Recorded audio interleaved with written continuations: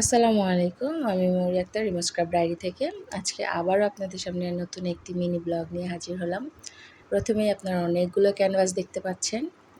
এই লোকেশনটা হচ্ছে ঢাকা নিউ মার্কেট। আমি যখনই ঢাকায় আসি আমি বিভিন্ন পারপাসে নিউ মার্কেট আমার যেতেই হয়, বিশেষ করে কেনাকাটার জন্য পার্সোনাল।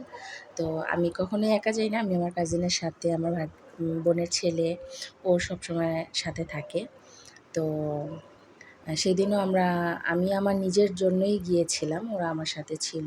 তো আমি ইন্ডিভিজুয়ালি একটা স্টোর খুঁজছিলাম আমার কিছু প্রোডাক্ট নেওয়ার জন্য, বাট অনেক খোঁজাখুঁজি করেও আমি পাইনি। দেন আমরা নিজেদের পার্সোনাল কিছু প্রোডাক্ট কিনতে শুরু করি। তো তখন অ্যাকচুয়ালি সেই মুহূর্তে এই ভিডিওটা আমার নেয়া। এটা হচ্ছে আমার কিউটি পাই, আমার বোনের ছেলে, আমার ভাগিনা। তো ওরা হঠাৎ করে একটা ক্যাপ পছন্দ হয়ে যায়, দেন ওর মা ওকে ক্যাপটি নিয়ে দেয় এবং ক্যাপটি পরে ও সুন্দর করে আমাকে একটা পোজ দেয় যাতে আমি ওর ছবিটা তুলি। তো এই হচ্ছে সেই লুক। দেন আমি আবার আমার সেই স্টোরটি খুঁজতে শুরু করি। এইবার এই প্রথম আমরা নিউ মার্কেটের এমন একটা লেনে ঢুকছিলাম যেখানে অনেক বেশি বুক স্টোর ছিল, ক্যানভাসের স্টোর ছিল, যেটা এর আগে কখনো আমার চোখে পড়েনি।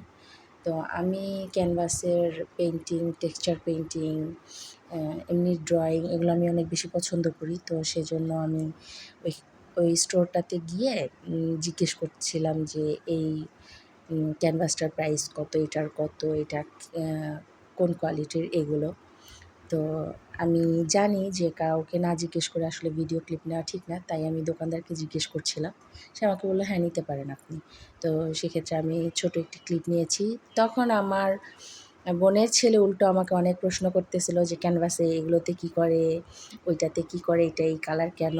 তো আমি নিজেই তখন অনেক বেশি কনফিউজড হয়ে যাই, যার কারণে আমি তাড়াতাড়ি এই দোকান থেকে বের হয়ে আসছি, কারণ ওর প্রশ্নের উত্তর দেওয়ার মতো সব অ্যান্সার আমার কাছে ছিল না। দেন আমি আবার আমার সেই প্রোডাক্ট খুঁজতে শুরু করি। তো আজ এই পর্যন্তই। আমি ভাবলাম এইটা আপনাদের সাথে শেয়ার করা যাক। তো সবাই ভালো থাকবেন।